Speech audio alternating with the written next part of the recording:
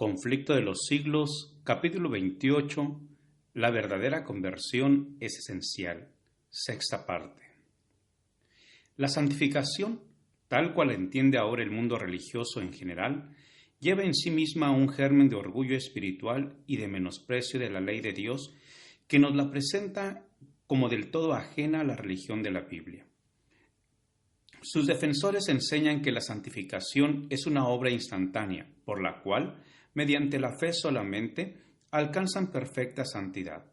Tan solo creed, dicen, y la bendición es vuestra. Según ellos, no se necesita mayor esfuerzo de parte del que recibe la bendición. Al mismo tiempo, niegan la autoridad de la ley de Dios y afirman que están dispensados de la obligación de guardar los mandamientos. ¿Pero será acaso posible que los hombres sean santos y concuerden con la voluntad y el modo de ser de Dios sin ponerse en armonía con los principios que expresan su naturaleza y voluntad y enseñan lo que le agrada? El deseo de llevar una religión fácil, que no exija luchas, ni desprendimiento, ni ruptura con las locuras del mundo, ha hecho popular la doctrina de la fe y de la fe sola. ¿Pero qué dice la palabra de Dios? El apóstol Santiago dice: Hermanos míos, ¿qué aprovechará si alguno dice que tiene fe y no tiene obras? ¿Podrá la fe salvarle? Mas, ¿quieres saber, hombre vano, que la fe sin obras es muerta? ¿No fue justificado por las obras Abraham, nuestro padre, cuando ofreció a su hijo Isaac sobre el altar? ¿No ves que la fe obró en sus obras y que la fe fue perfecta por las obras? ¿Veis, pues, que el hombre es justificado por las obras y no solamente por la fe? Santiago 2, 14 al 24. El testimonio de la palabra de Dios se opone a esta doctrina seductora de la fe sin obras. No es fe pretender el favor del cielo sin cumplir las condiciones necesarias para que la gracia sea concedida. Es presunción, pues la fe verdadera se funda en las promesas y disposiciones de las Sagradas Escrituras. Nadie se engaña a sí mismo creyendo que pueda volverse santo mientras viole premeditadamente uno de los preceptos divinos. Un pecado cometido deliberadamente acalla la voz atestiguadora del Espíritu y separa al alma de Dios. El pecado es transgresión de la ley, y todo aquel que peca transgrede la ley. No le ha visto ni le ha conocido. 1 Juan 3:6. Aunque San Juan habla mucho del amor en sus epístolas, no vacila en poner de manifiesto el verdadero carácter de esa clase de personas que pretenden ser santificadas y seguir transgrediendo la ley de Dios. El que dice, yo le conozco, y no guarda sus mandamientos, es mentiroso, y no hay verdad en él. Mas el que guarda su palabra, verdaderamente en éste se ha perfeccionado el amor de Dios. 1 Juan 2, 4 y 5. Esa es la piedra de toque de toda profesión de fe. No podemos reconocer como santo a ningún hombre sin haberle comprado primero con la sola regla de santidad que Dios haya dado en el cielo y en la tierra. Si los hombres no sienten el peso de la ley moral, se empequeñecen y tienen en poco los preceptos de Dios. Si violan el menor de esos mandamientos y así enseñan a los hombres, no serán estimados ante el cielo, y podemos estar seguros de que sus pretensiones no tienen fundamento alguno. La aserción de estar sin pecado constituye de por sí una prueba de que el que tal asevera dista mucho de ser santo. Es porque no tiene un verdadero concepto de lo que es la pureza y la santidad infinita de Dios, ni de lo que debe ser los que han de armonizar con su carácter.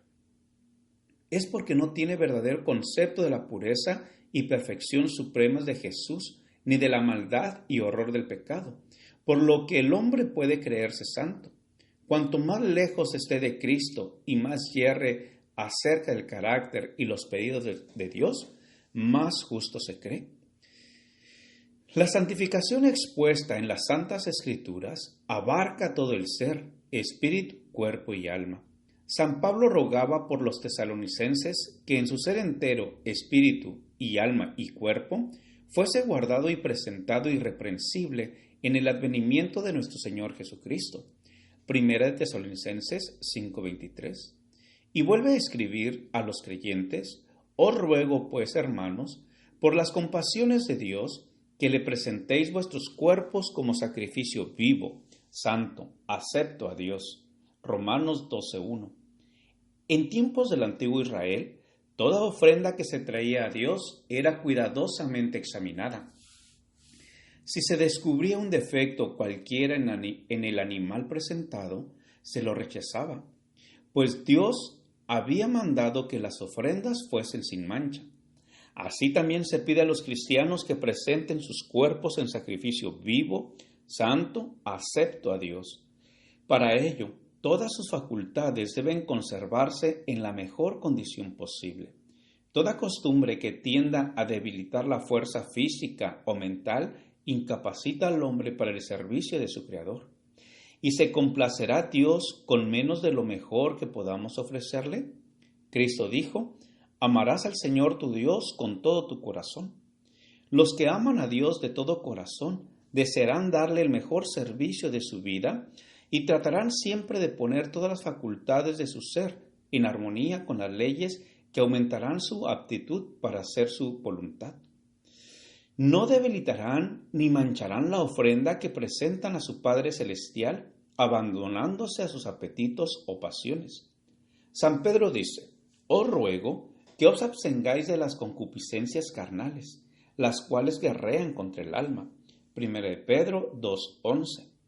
Toda concesión hecha al pecado tiende a entorpecer las facultades y a destruir el poder de percepción mental y espiritual, de modo que la palabra o el Espíritu de Dios ya no puedan impresionar sino débilmente el corazón. San Pablo escribe a los Corintios: limpiémonos de toda inmundicia de carne y de espíritu, perfeccionando la santificación en temor de Dios. 2 Corintios 7:1. Y entre los frutos del Espíritu, amor, gozo, paz, longanimidad, benignidad, bondad, fidelidad, mansedumbre, clasifica la templanza. Gálatas 5:22 y 23. A pesar de estas inspiradas declaraciones, ¿cuántos cristianos de profesión están debilitando sus facultades en la búsqueda de ganancias o en el culto que tributan a la moda? ¿Cuántos están envileciendo en su ser la imagen de Dios con la glotonería, las bebidas espirituosas, los placeres ilícitos y la iglesia?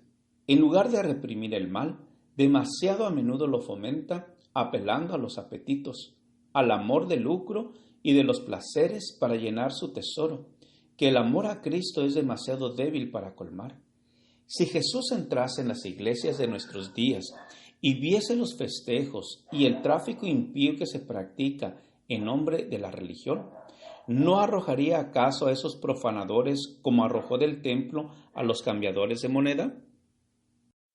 Gracias por escuchar este audio. Te invito a escuchar la siguiente parte. Jehová te bendiga y te guarde. Con aprecio, Pastor Juan Manuel Flores Espinosa.